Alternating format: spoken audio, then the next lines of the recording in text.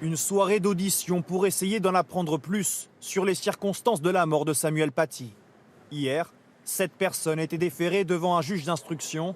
Elles sont aujourd'hui mises en examen, 6 d'entre elles pour complicité d'assassinat en relation avec une entreprise terroriste. Parmi elles, le parent d'élève à l'origine des vidéos polémiques Brahim C. et le militant islamiste Abdelhakim Sefrioui. Leurs agissements auraient un lien de causalité directe avec la mort du professeur selon le parquet.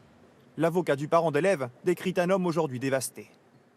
Il n'a jamais eu l'intention d'avoir une quelconque violence à l'égard de M. Paty. Il n'est jamais entré en contact avec lui en dehors de l'intermédiaire du collège.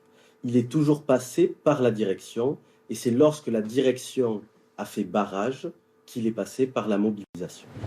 3 amis de longue date du terroriste, âgés comme lui de 18 et 19 ans, sont aussi mis en examen.